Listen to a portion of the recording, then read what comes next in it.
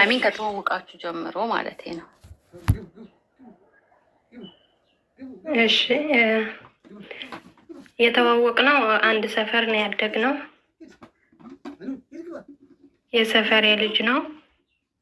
እናም በ2010 ነበር ለፍቅር ጥያቄ ጠይቀኝ ምናምን ነበርና አልተቀበልኩትም ነበር። እናም በ2011 እኔ ስደት ወጣው ሳልቀበለው ማለት ነው። ወደ ቤይሩት ወጣው። የዛኔ 15 ዓመቴ ነበር። ስወጣ በቃ በስልክም ሞክሮ ነበር፣ ግን በቃ አላወራም ነበር ሰው። የዛኔም ፍቅር ምናምን ነገር አላውቅም ነበር ማለት ልጅ ነበርኩ፣ 15 ነበር እድሜ። ከዛ 2 ዓመት ሙሉ እሱ ይጽፍልኝ ምናምን መልስ እምቢ ስለው አቋረጠ። ከ2 ዓመት በኋላ ኮንትራቴን ጨርሼ ወደ ሀገር ቤት ስመለስ ትንሽ የግሮሰሪ ከፍቼ ነበር። ከዛ መምጣት ጀመረ ምናምን። ጥያቄውን አላቋረጠም፣ ግን ከሌላ ጋር እንትን ጀምሮ ነበር፣ ፍቅር ምናምን ጀምሮ ነበር። ከዛ መምጣት ጀመረ ምናምን። ያችኛዋ ተዋት በቃ፣ ሁል ጊዜ ቤታችን ነው፣ ከቤታችን አይጠፋም። ከዛ መጠጥ ቤት ማለት ነው ይጠይቀኛል ምናምን። እኔ ደግሞ ከሌላ ጋር ጀምሬ ነበር። ከሌላ ማለት ሽማግሌ ምናምን የላከ ሰው ነበር። ከዛ በቃ እሱ ሁሌም ስለሚመጣ ምናምን ያጫውተኛል ምናምን። ከዛ ፍቅር ውስጥ ገባው ከሱ ጋር ማለት ነው። ከመጀመሪያው ጋር መጀመሪያ አረብ ሀገር ከመሄድሽ በፊት የሰፈርሽ ልጅ የፍቅር የጠየቀሽ ያልተቀበልሽው፣ ከዛ አረብ ሀገር ሄደሽ ሰርተሽ መተሽ ኢትዮጵያ ግሮሰሪ ከፍተሽ እንደ ከስተመር ይመጣል። እሱም ሌላ ፍቅረኛ አለ፣ አንቺም ሌላ ፍቅረኛ አለሽ። ግን እንደ ከስተመር ኤቭሪዴይ እየመጣ አንቺ ግሮሰሪ ሲጠጣ መላመድ መጣና ፍቅር ውስጥ ገባችሁ አይደል? አዎ። ግን ያኛው አብረን ነበርን። ሽማግሌ ምናምን ልኮ አልቆ ነበር ከሱ ጋር ልንጋባ ምናምን ማለት ነው። ከዛ እሱ በቃ ማለት አፈቀርኩት። ያኛው ዝም ብዬ በቃ ለትዳር ምናምን ስለሆነ ፍቅርም አልያዘኝም ነበር። ግን በቃ ለትዳር ለቁም ነገር ፈልግሻለሁ ምናምን ሲለኝ ምንም ሳናረግ በቃ እሺ ቤት ሽማግሌ ላክ ምናምን ብዬው ላከ። ከዛ በቃ የኛው የመጀመሪያ ስጠይቀኝ የነበረ ያው አብሮ አደግ ነን፣ ጎረቤትም ነን። ከዛ ድምፄ ይቆራረጣል ስለፈራው ነው። እኔ ሚዲያ ብዙም አይደለም፣ ይቅርታ። አይዞሽ ማሪ፣ አትፍሪ። አትታይም እኮ አንቺ ስም የለሽ፣ ዩዘር ነሽ፣ ፎቶ የለሽ። አይ ብታይም ችግር የለውም። ግን በቃ ሚዲያ ስላለመድኩ ድምፄ ቆረጥ ይላል። ለዛ ነው እጅ የሚንቀጠቀጣል። ከዛ አቡዬ ከሱ ጋር በቃ ጀመርኩ። ያኛውም ልነግረው አልችልም፣ በዛ ላይ ኃይለኛ ነገር ነው ያኛው፣ ልነግረው አልቻልኩም። ከሱ ጋር ጀመርኩ ምናምን በቃ የሌለ ደስታ ያሳየኛል፣ ያጫውተኛል ምናምን። ግን ስንጀምር 5 ወር ሙሉ በቃ ምንም ማለት አልሰጠሁትም፣ ማለት አብረን አልተኛንም ምናምን። ያ ሽማግሌ የላከው እንደዛው። ከዛ በመሀል አወቀ ያኛው።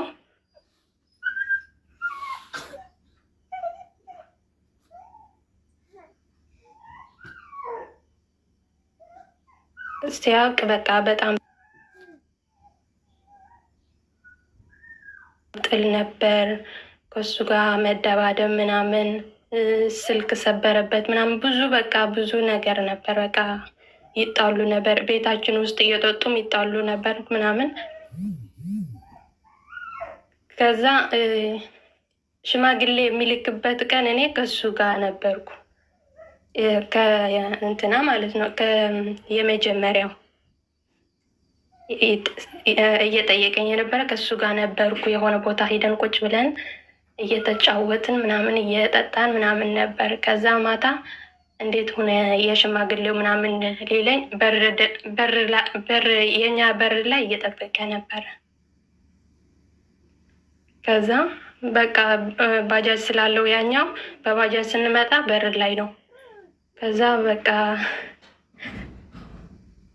ፈራውና እንዳታቀሙ ያልገባኝም ከዚህኛው ጋር ይኸውልሽ የያዝሻቸው አንዱን ለትዳር አንዱን ለፍቅር እና ለትዳር ሽማግሌ ምናምን የሚልከው ሰውዬ ሲልክ አንቺ ከዚህኛው ጋር ነበርሽ። አዎ አንቺ ሳትኖሪ ሽማግሌ ሲላክ አንቺ ከዚህኛው ጋር ጊዜ እያሳለፍሽ ነው። አሳለፍቱ በባጃጅ ቤትሽ በር ላይ ድሮፕ ሲያደርግሽ ያኛው ከሽማግሌዎች ጋር ሲወጣ ቤት በር ላይ ተገናኛችሁ? እንደዛ ነው? አዎ ተገናኘን። አይ እንዳታቆመው በቃ ሄድ ይገድለኛል ምናምን። ከዛ ግን ለምን አትነግሪውም? በቃ እኔ እኮ ወድሻለሁ ምናምን ይለኛል። ከዛ ፈራሁት፣ ያኛውን አልነገርኩትም። ከዛም አብዬ በቃ ብዙ ጥል ነበር ነገርኩት። በቃ አይሆንም ምናምን ብዬው በቃ መጣላት ምናምን ሲጀምሩ ተውኩት። በቃ ያኛው ማለት ነው። ግን ከብዙ እንትን ከብዙ ጥል በኋላ ነው የተውኩት። በቃ አልወድም እኔ ፍቅር ይዞኛል ያኛው ጋር ምናምን ብዬው ተቋራረጥን። ከዛ ከኛው ተጀመረ። በቃ ቤተሰብ ማወቅ ምናምን ሲጀምር ቤተሰቤ ከዚህ ልጅ አይሆንም አሉ። አንፈልግም፣ ከዚህ ልጅ እንድትሆኝ አንፈልግም። ሽማግሌ ላከውን እሺ በቃ ከሱ ተጋብም እንጂ ከዚህ አይሆንም ብለው እንትን አሉ። በቃ ማለት አልተቀበሉትም ቤተሰብ፣ መላ ቤተሰብ። ከዛ እኔ እልህ ገባው። በቃ ይሆናል በቃ እሱን የወደድኩት ከሱ ጋር ነው የምሆነው። በቃ ከቤተሰብ መጣላት ምናምን ሲሆን አልሰማቸውም በቃ። ከዛ 2013 ጦርነት ገባ። ጦርነት ሲገባ እሱ በሆነ ምክንያት በጥርጣሬ ታስሮ ነበር እና እሱ ሲታሰር እኔ ወጣው ወደ ጦርነት። ቤተሰቦችሽ ከፍቅረኛሽ ጋር ታያሉሽ? ሽማግሌ ከላከው ጋር ትኛሉሽ? እምቢ ብለሽ ጠፋሽ ከፍቅረኛሽ ጋር? አይ ጠፍቼ ሳይሆን በቃ አንድ ቤት እየኖር ከቤተሰብ ጋር አላወራም። በቃ ከቤተሰብ ማለት ነው። ከቤተሰብ እየኖርኩ እዛ ግን አናወራም። መኖር ጀመር? አዎ ኦኬ። ግን አልወደዱትም ልጁ ምናምን። ከዛ ጦርነት ሲገባ እሱ በሆነ ምክንያት በጥርጣሬ ታሰረ። እሱ ሲታሰር አልቻልኩን ነበርና ወደ ጦርነት ወጣው ማለት ነው። ስልጠና ጨርሼ ምናምን አይደለም ወደ ጦርነት ወጣው ማለት አንቺ ልትዋጊ ገባሽ? አዎ ጀግና። እሺ እሱ ሲታሰር በቃ አልቻልኩም። የሰውም ነገር በቃ ታለቅሳለች ምናምን እያሉ በቃ ማለት ብዙ ወሬ። እኔ አላለቅስም፣ ሰው እያየኝ አላለቅስም መንገድ ላይ ብዙ ወሬ። ሲታሰር እሱ ከሳች እያለቀሰች ነው በየመንደሩ ምናምን እያሉ። ከዛ እኔ ወጥቼ ወደ ጦርነት ስገባ በመሀል እሱ ነጻ ተብሎ በጥርጣሬ ነበር የታሰረው። ነጻ ተብሎ ተፈታ። ከዛ ሄዳለች ምናምን ሲሰማ ተከተለኝና ቀበሌ የእሱ ቤተሰብ ነው እንትን መዝግቦ የሚያወጣው ቀበሌ የእሱ ቤተሰብ ነበር። እናም እሷ ያለችበት ቦታ ነው የሚሄድ የምፈልገው አለ። እሷ ያለችበት ቦታ ነው የሚሄድ የምፈልገው አጣራና እኔም ልወጣ ነው ምናምን አለ። እዛ ስልጠና መወስድበት መጣ። እሱም ወጣ ማለት ነው። አንዴ ከገባሽ መውጣት አትችይም ከዛ ከጦርነቱ ማለት ነው። ከዛ ሲመጣ አብረን ስልጠናውን በቃ እንትን ለምን መጣ ምናምን ብዬው ነበር። ስለተፈታ ደስ ብሎኛል ምናምን። ከዛ አብረን ሰልጥነን ስንወጣ እዛ ሲመድቡን ለየብቻችንን መደቡን።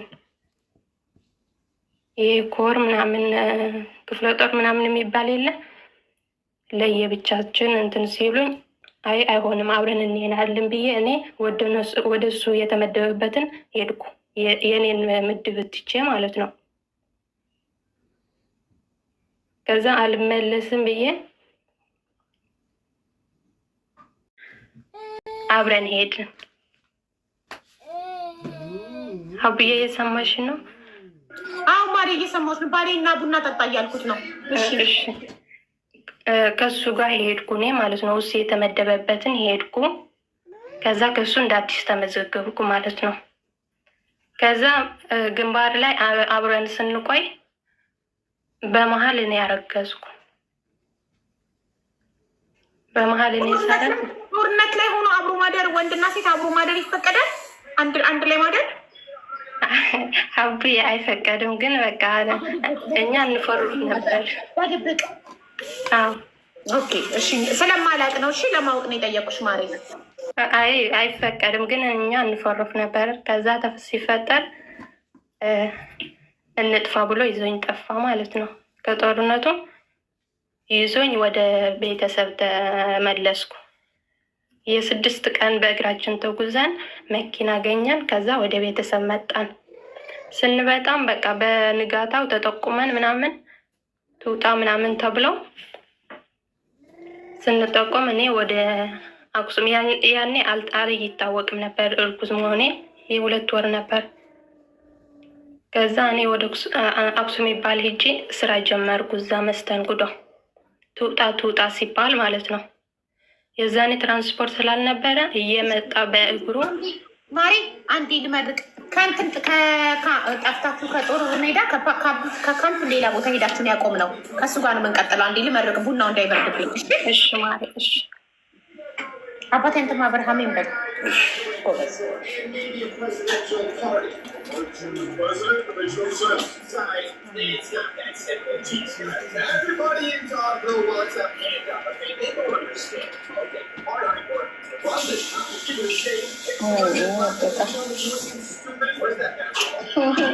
ወደቀ። እንዴት ላድርገው? ወይኔ ጭራሽ። እሺ ፍቅር ይቋል።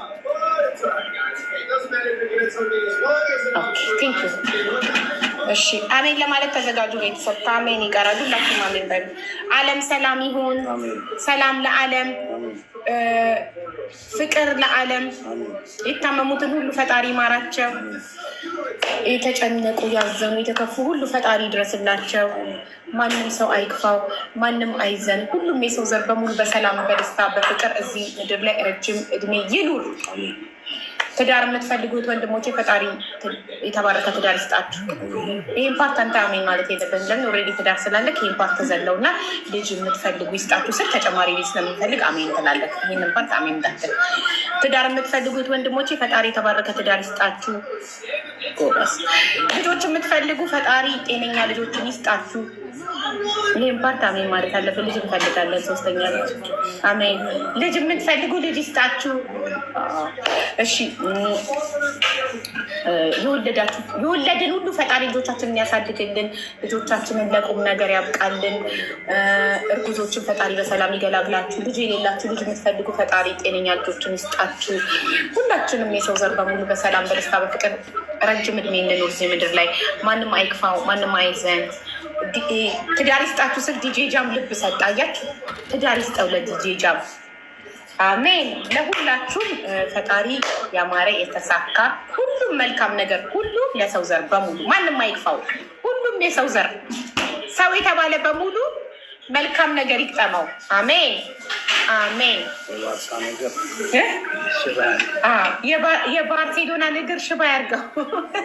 ሪያል ማድሪድ ሁሌ የሚያሸንፍ ሪያል ማድሪድ ሪያል ማድሪድ ማሸነፍ የሚፈልግ ቡድን ሁሉ ሽባ ይሆን።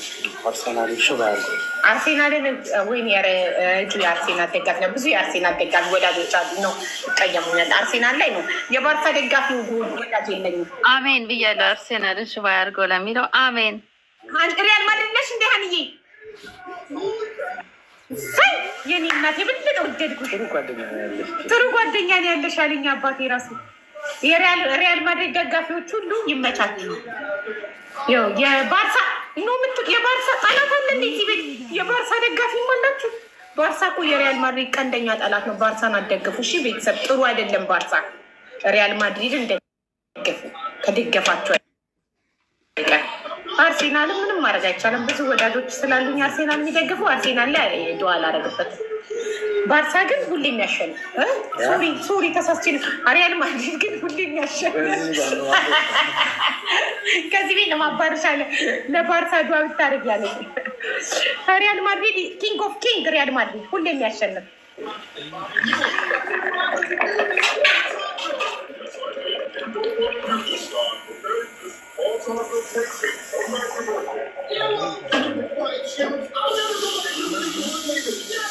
ወይ ጉድ! በህይወቴ እኔ ለኳስ ዱዓ አድርጌ አላውቅም። ባልየው ነው አሁን ከጎኔ ስላለ የሚባል ሄጄ መስተንግዶ ተቀጥሬ እየሰራው ነበር። እሱ ደግሞ በቤተሰብ ተደብቆ ነበር። እሱም ይወጣ ስለተባለ ቤተሰብ ጋር ተደበቀ ማለት ነው። ግን አቡዬ እዛ 2 ወር ስቆይ በእግሩ እየመጣ ነበር። የ3 ሰዓት ጉዞ በእግር ምክንያቱ ትራንስፖርት የሚባል ነገር የለም። በእግሩ እየመጣ ይጠይቀኝ ምናምን ነበር። ከዛ እየታወቀ ሲመጣ ወደ ቤተሰብ ተመለስኩ። ቤተሰብ ማወቅ አለበት ብዬ እና ቤተሰብ አይቀምትሞች እዛ ሄደሽ እየታወቀ ሲመጣ ማለት እርግዝናሽ እየታወቀ ሲመጣ ወደ ቤተሰብ ተመለስኩ እኮ። እርግዝናሽ ነው ምንድነው እየታወቀ የመጣው? አዎ እርግዝናው ሲታወቅ። ግን በጣም አድንቅ ያለው የእሱን አፍቃሪነት ከእስር ቤት ሲፈታ ላንቺ ብሎ መጥቶ እጁን መስጠቱ ማለት ካምፕ መግባቱ፣ ጦር ሜዳ መግባቱ። እንደሱ አይነት አፍቃሪ እኔ አይቼ አላውቅም። 100% እተማመንበታለሁ እንደሚያፈቅረኝ።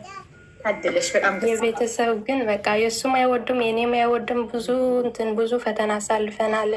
የታሰረበት ምክንያቱም በእኔ ቤተሰብ ነበር የታሰረው፣ በእኔ ቤተሰብ ነበር ባጎቴ ምናምን። ስለማይፈልግ ሰበብ ፈጥረው አሳስረውት ነው ቤተሰቦችሽ? አው በጥርጣሬ አሳሰረው አጎቴ። ግን አይፈልጉትም ነበር ሁሉንም።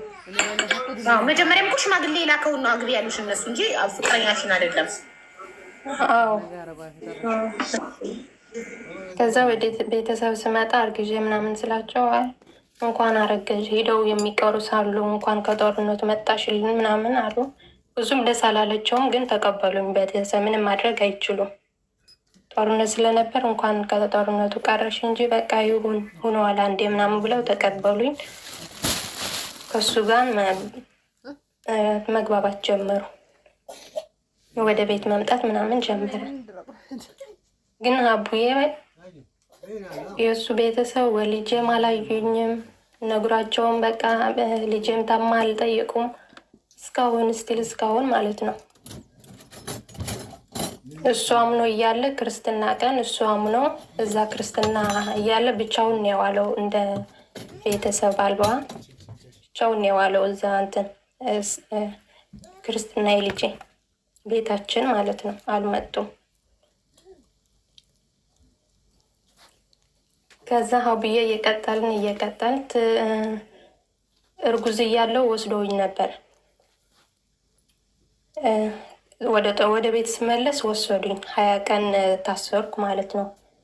እንትን ጠፍቼ ስለመጣው አሰሩኝ። እርጉዝ እያለው የ5 ወር አሰሩኝ። ሕክምና ይደረግላታል። ከዛ በወረቀት ነው የምትመለሰው ተብዬ ታሰርኩ። የታሰርኩ ቀንም እሱም ታስሮ ሄደ። ለምን ታሰር? ምን አድርገሽ? ለምን ከግንባሩ እንትን ጠፍቼ ነዋ ወደ ቤት የተመለስኩት። አዎ ሜዳ መጥፋት። አዎ ሀቡዬ ማለት በቃኝ ብለሽ ለምን አትወጭም ነበር? በቃኝ ማለት አይቻልም? አንዴ አልፈልግም በቃኝ ማለት አይቻልም? አይቻልም ሀቡዬ። አንዴ የገባ በቃ መጨረስ አለበት። እዛ እየታሰረ ነው የሚሄደው። በቃኝ ያለ ይታሰራል። አይ በቃ በቃኝ ብለሽ መውጣት አትችልም። አንዴ በቃ ስልጠና ስለወሰድሽ መውጣት አትችልም። ለስንት ዓመት? ጦርነቱ እስከሚያልቅ ነው። ከዛ የ5 ወር እርጉዝ እያለሁ ታሰርኩ ለ20 ቀን። ዶክተር መጥቶ አየኝ። እች እኮ እርጉዝ ናት። ይሄ ቦታ ደግሞ ለሷ ሪር አይደለም፣ በቃ ማለት ይጎዳታል።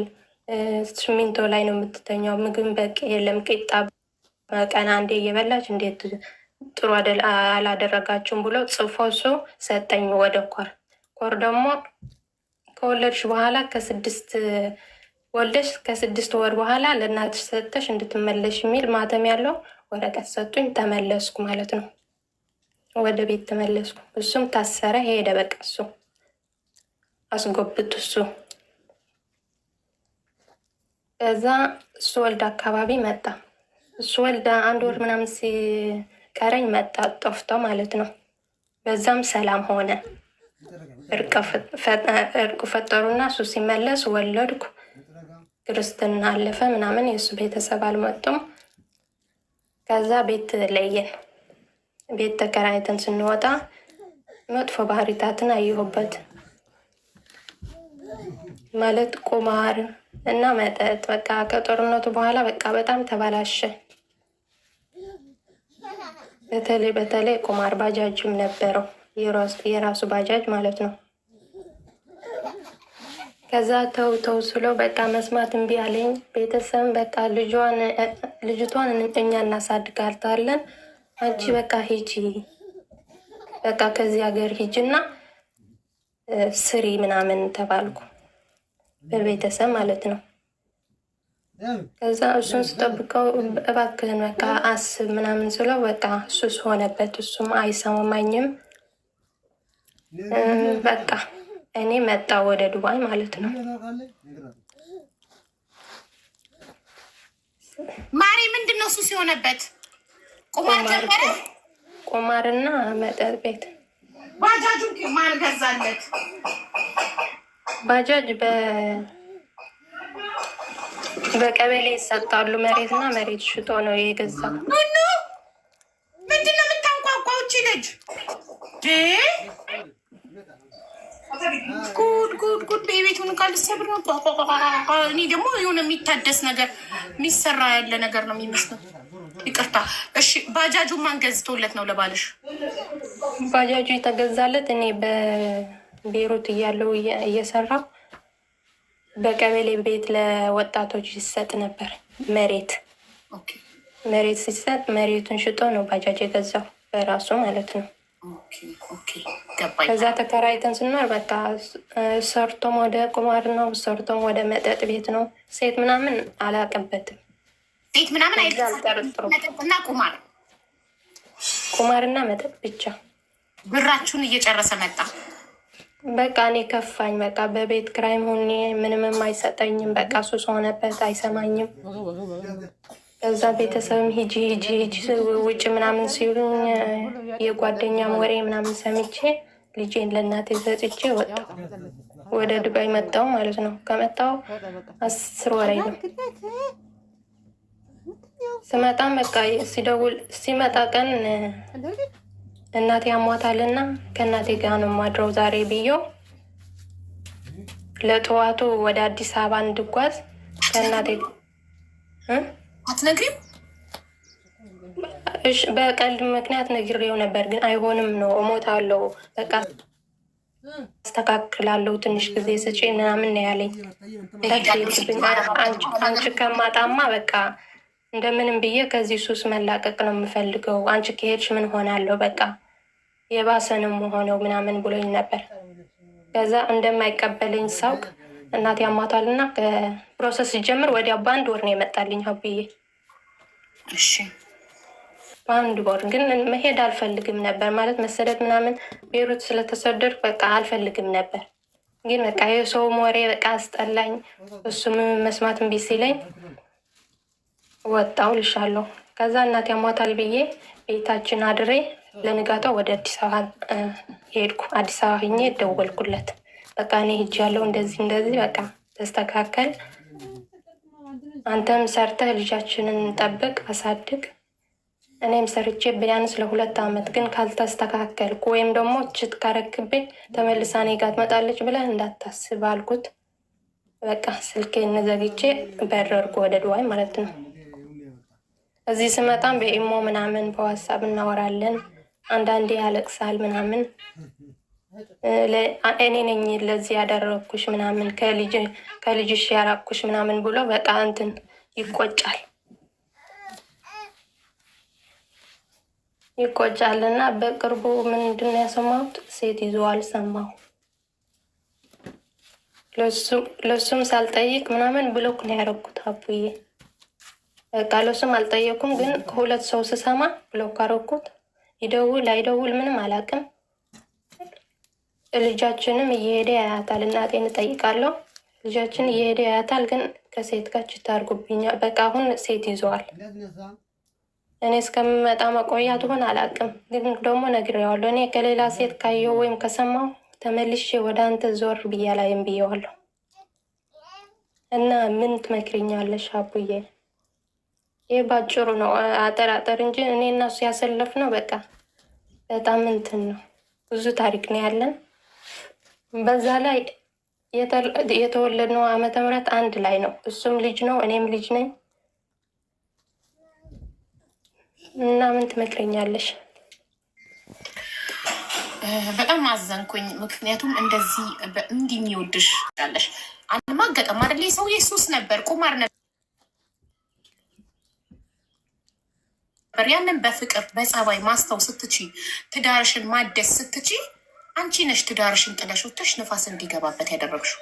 ወንድ ልጅ እሱ ይቆጨኛል። እንደውም ከልጄ ጋር መለያየት በጣም ነው የሚቆጨኝ። ልጄ ትናፍቀኛለች። ሽንት ቤት ገብቼ በቃ ሳለቅስ ነው የምውለው፣ ሰው እንዳያየም ማለት ነው። እና ከሴት ጋር ራሱ በቃ ምንም አይቀራረብም ነበር። ከኔ በፊት በቃ ነበረው አንድ ነበረችው። ከእኔ ጋር ሲሆን ግን አንድ ሴት ካጠገቡ አይቼለትም አላቅም፣ ሰምቼለትም አላቅም። ግን መጠጥ ነበረው። መጠጥ እኔ መጠጣ ነበር። ከወለድኩ በኋላ ነው በቃ ወደ ራሴ የተመለስኩት። ግን በቃ መጠጥ ትንሽ በትንሽ ትተዋለህ፣ ግን ቁማር የሚባለው እኛ ነው የሚጎዳው ምናምን ስመክረው በቃ እሱ ሱስ ሆነበት። ተዋወል ይለኛል፣ ግን ተመልሰው እዛው ነው። ፍቅራችሁ በጣም ታሪክሽ ላይ ፍቅራችሁ በጣም ይታይ ነበረ። ይሄና ሁሉ አንቺ ቤተሰብሽን መስዋዕት ያደረግሽለት ስንት ነገር ያየሽበት፣ እሱ ሲታሰር ያለሱ መኖር ከብዶሽ ጦር ሜዳ ገባሽ፣ ወታደር ሆንሻል፣ ስልጠና ወስደሽ ጦር ሜዳ ገባሽ። እሱ ደግሞ ከእስር ቤት ሲፈታ አንቺ ጦር ሜዳ መሄድሽን ሲያቅ ለአንቺ ብሎ አንቺን ፈልጎ መጣ። ከዛም በኋላ እዛ ደግሞ በድብቅ ስልጠና አብራችሁ ወስዳችሁ ደግሞ ጦር ሜዳ ደግሞ ሆናችሁ እርግዝና ሲፈጠር በድብቅ ግንኙነት እያደረጋችሁ እርግዝና ሲፈጠር አብሮሽ ጠፋ። ራሱን መስዋዕት አደረገ። ቢያዝ እንደሚታሰር እያወቀ አብሮሽ ጠፋ። አብሮሽ ስንት ነገር ሆኖ ምን ያህል እንደሚወድሽ እያወቅሽ ኦልሬዲ የከፈልሽው መስዋዕትነት ረስተሽ ነው ያን ሁሉ የከፈልሽው መስዋዕትነት ገደል የምትከችው። እንደዚህ የሚያፈቅርሽን ሰው ጠጣ፣ ቁማር ተጫወተ ብለሽ የቤተሰብ ምክርና የጓደኛ ምክር ሰምተሽ ልጅሽን ለእናትሽ ሰጥሽ መጣሽ አረብ ሀገር። ከመጣሽ በኋላ ይሄ ሰው ይጠጣል አይደል? በሰከረ ሰዓት አንድ ሴት መታ ሚስቱ ከጎኑ ስለሌለች ለማጽናናት ብታሻሸው ወንድ ልጅ ነው። ከሰከረም ያደረገውን አያውቅም። ከሌላ ሴት ጋር ሌላ ነገር ውስጥ ሊገባ ይችላል። ሳይፈልግ ሊገባ ይችላል። ገባሽ? ይሄን ደግሞ የፈጠርሽው አንቺ ነሽ። ይሄን ክፍተት የፈጠርሽው ትዳር እኮ ትንሽ ንፋስ ነው የሚፈልገው። ለምን ያ ሁሉ የከፈልሽውን መስዋዕትነት ረስተሽ እንዴት በቀላሉ ትዳርሽን ጥለሽ ትመጫለሽ አረብ ሀገር? እንዴት ሰርቶ የሚያኖር ባል እያለሽ፣ ሰርቶ የቤት ኪራይ የሚከፍል የሚያኖር ባል እያለሽ ለምን አንቺ አረብ ሀገር ትመጫለሽ? በቃ የሰው ወሬ ነው። በቃ እሱ ምንን ይቆጨኛል መምጣቴ። የሰው ወሬ ነው ሰምቼ የመጣሁት። ግን ደግሞ በ10 ወንዶች ደግሞ አላሰብኩም ነበር። እንደዚህ አይነት ታታሪ ወንዶች፣ አፍቃሪ ወንዶች ደግሞ ማለት ነው፣ እንደዚህ አይነት ጀግና ወንዶች ደግሞ ከሄዱ በቃ ከእጅ ካመለጠ አመለጠ። አሁን በቃ መተው ነው፣ ምንም ማድረግ አይቻልም። ግን ከሰው ወሬ ነው የሰማሽው፣ ከራሱ አልመጣም ማለት ለምን ከራሱ ለመስማት ምትናት? ለምን ከራሱ እውነት መሆን እንትን ብያለሁ ማለት አብረው ሲሄዱ መንገድ ላይ ታይተዋል። አብረው ስለሄዱ ሌላ ነገር ነው አረጋግጠሻል? ከሴት ጋር ቀርቦ አያውቅም። መንገድ ላይም በቃ ከሴት ጋር ቀርቦ አያውቅም። በቃ ለመጀመሪያ ጊዜ ነው። ሌላ ኬዝ ባይሆንስ? ከሴቷ ጋር ጓደኝነት፣ ኖርማል ጓደኝነት ቢሆንስ? ሚስቱ ጥላው አረብ ሀገር ሳትነግረው እናቴ ታማለች እናቴ ልጠይቅ ብላ ወጥታ በዛው ቀረች። ሚስቱ በድንገት ህይወቱ ተቀየረ በአንድ ቀን። ከባለ ትዳርነት ብቸኛ ሆነ ይሄ ሰውዬ እንዴ! ይህ እኮ ሳደሊ በህይወታችን ድንገት ሲቀየር እኮ በጣም የአእምሮ ህመም ራሱ እኮ ያመጣል። ድንጋጤ እኮ ያመጣል። ባለትዳር የነበረ ሰውዬ ማታ ማታ ሁሌ ሲገባ ከጎኑ ያገኛት የነበረ ሚስት ድንገት እናቴ ታማ ጠይቂያት ልምጣ ብላ ወጥታ በዛው ወደ አረብ ሀገር ሄደች። ከዛሬ ነገ ትመጣለች እያለ ሲጠብቅ የለችም፣ አረብ ሀገር ሄዳለች። በጣም የሚወዳት ሚስቱ ለምን ሱስ ውስጥ ገባ ብላ። ሰውን በደህናው ጊዜ ብቻ ነው እንዴ የምንወደው? ሰው ሱስ እኮ በሽታ ነው አይደል? ያ ሱስ እስኪለቀው አብረሹ መሆን አቶኝም እንዴ? መጠጥ ሱስ ነው አይደለ? የቁማር ሱስ፣ የመጠጥ ሱስ፣ ይሄ እኮ በሽታ ነው፣ ችግር ነው። እኛ የምናገባው በችግራቸውም በደስታቸውም በሀዘናቸውም ከጎናቸው ልንቆም ነው። ስለዚህ ይሄ ሰው ቁማር ውስጥ ገባ፣ የመጠጥ ሱስ ያዘው። አንቺ ከጎኑ ሆነሽ ከዚህ ሱስ እስኪወጣ የቻልሽውን ሁሉ የስነ ልቦና ሐኪምን ማማክረሽ ምንም አድርገሽ ጸበል መውሰድ ካለብሽም ወስደሽ በምንም ባልሽን ከዛ ነገር ውስጥ ልታወጪ ይገባል እንጂ ልክ ችግር ላይ ሲሆን አንቺ ልጅሽን ሰተሽ ለእናትሽ አረብ ሀገር መጪ ከሆነ አንቺ ሰውየው ደህና ሲሆን ብቻ ነው የምትፈልጊው። አንቺ ሰውየው ሰርቶ ገንዘብ ለቤቱ ሲያመጣ ብቻ፣ ሰላም ሲሆን ብቻ፣ ደስተኛ ሲሆን ብቻ ነው የምትፈልጊው ማለት ነው እንጂ ችግር ላይ ሲወድቅ፣ ቁማር የሚባል በሽታ ላይ ሲወድቅ፣ መጠጥ የሚባል በሽታ ላይ ሲወድቅ ጥለሹ የምትጠፊ ከሆነ የክፉ ቀን አይደለሽም አንቺ። ገብቶሻል? ሰውን ተሳስቻለሁ። የሰው ወሬ መስማት አልነበረብኝም፣ ግን አሁን ምን እንደማድረግ አላውቅም። በቃ ስራዬን በትክክል መስራት አልቻልኩም። በቃ ይጨንቀኛል፣ ልቤ በጣም ይመታል። የእውነት አድርገው ነው ምናምን እላለሁ። በቃ ጥሩ አይደለሁም። ያ ምን መሰለሽ፣ ትዳር ይታከማል፣ ይድናል፣ ይሞታል። ምንድን ነው የሚሞተው? ሲማገጥ ነው በእኔ አስተሳሰብ። ሌላውም በራሱ ትክክል ነው። የማገጠባትን ባል ይቅርታ የምታደርግ ሴት በራሷ ትክክል ናት። መብቷ ነው፣ አያገባኝም በሰው ይግል ይወት። ለእኔ ግን ትዳሬ ባሌ ቁማረኛ ቢሆን አብሬው ከጎኑ ቆሜ መፍትሄዎቹን ሁሉ እፈልግለታለሁ።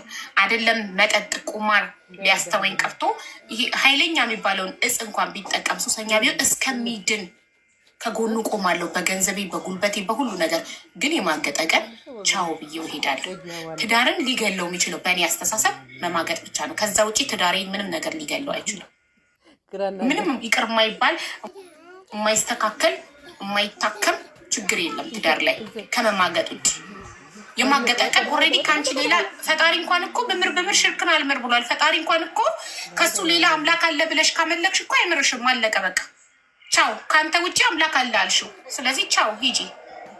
ስለዚህ ከአንቺ ውጭ ሴት ካለው እሱ አንቺ ምን ታደርጊያለሽ? እዛ ቦታ ላይ ምን ታደርጊያለሽ? አለቀ ቻው። ግን ሌላው ችግር ግን ሁሉንም አብረን እናልፈዋለን። ገባሽ? አሁን ኦልሬዲ አልፏል። በቃ ያንቺ ቢሆን መጀመሪያ ቼክ አድርጊ፣ አውሪው። እሱ የሰው ወሬ ከሴት ጋር ታየምና የሰው ወሬ አትስሚ። የሰው ወሬ ነው አሁንም ገደል የከተተሽ እኮ። ትዳርሽን አስጥሎ አረብ ሀገር ያስመጣሽ እኮ የሰው ወሬ ነው። ማንም በአንቺ ትዳር አያገባውም። ማንንም አትስሚ በትዳርሽ ጉዳይ። ቤተሰብሽን እንኳን እንዳትሰሚ በትዳርሽ ጉዳይ። ትዳርሽ ያንቺ ነው፣ ያንቺ ህይወት ነው። ስለዚህ አንቺና እሱ ናችሁ ማውራት ያለባችሁ። ታወሪዋለሽ። ታወሪውና እውነት ከሆነ እውነት ሌላ ሴት ጋር ሄዶ ከሆነ እውነት ሪሌሽንሽፕ ጀምሮ ከሆነ የዛኔ ጥርስሽን ነክሰሽ ልብሽን ረግጠሽ ህይወትሽን ትቀጥያለሽ። ገባሽ? አሁንም በሰው ወሬ ሁለተኛ ስህተት አትስሪ። እሱን አውሪው።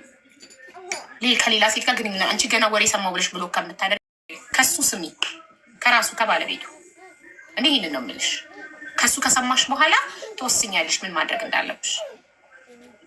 እሺ እሺ አቡዬ አመሰግናለሁ።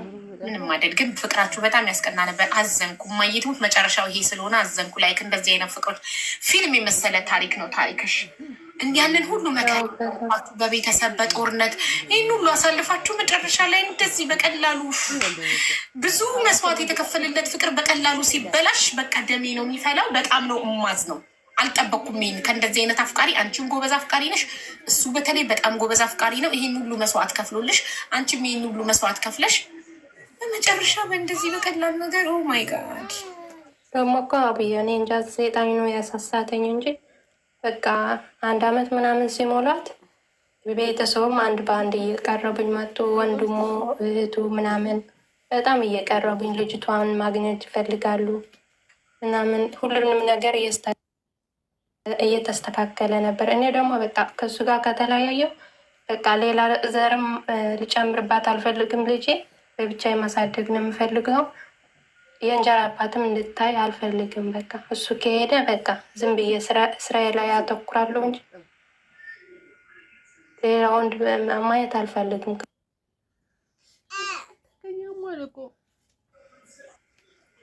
ብቸኛ ትሆናለች ልጅሽ። ለምን ብቻዋን እንድታድግ ትፈርጅባታለሽ? ወንድም ወይ እህት እኮ ያስፈልጋታል ልጅሽ። መጀመሪያ ይኸውልሽ እሱን አናግሪ፣ ከእሱ ጋር አውሩ። በሰው ወሬ አትሚያኝ። አሁንም ደግሜ የምነግርሽ እህቴ የሰው ወሬ አትስሚ። በትዳርሽ ጉዳይ ማንንም አትስሚ። በኋላ ትጸጸቻለሽ ከሱ ሳትሰሚ። ምን ነው ከሱ በሰማው ኑሮ እንዳትይ። ሁሌም ከባለቤቱ ነው ቀጥታ መስማት።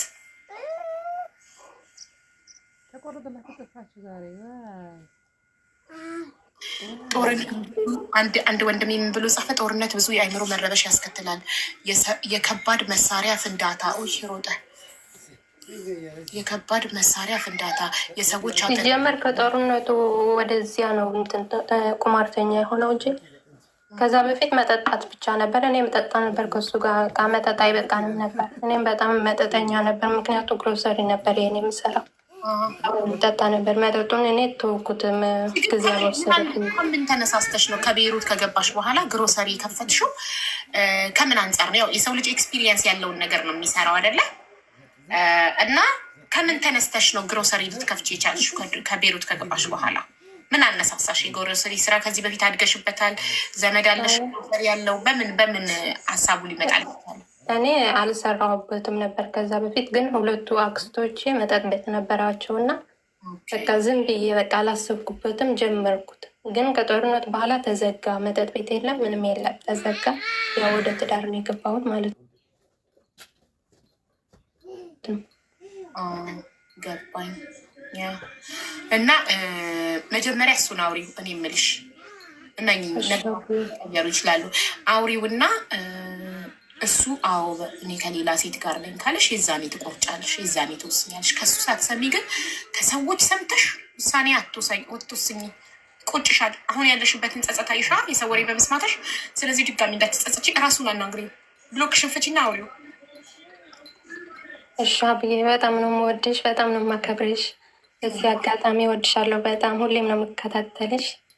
አሁ ግን ስታውሪው በቁጣ በአሽሙር በስድብ ምናምን ሳይሆን በፍቅር አውሪው እና ምንም ቢሆን የልጅሽ አባት ነው። ማግጦም ከሆነ የምትለያዩን ከሆነ በሰላም እንደተከባበራችሁ መለያየት ያለባችሁ፣ እንደ ዘመድ መደዋወል አለባችሁ፣ እንደ ቤተሰብ። የሚገርምሽ እኮ አሁንም እኮ ይሄዳል። አሁን ከትላንቱ እኔ ከብሎክ ካረኩት 2 ሳምንቴ ነው፣ አልፈታሁትም እስካሁን።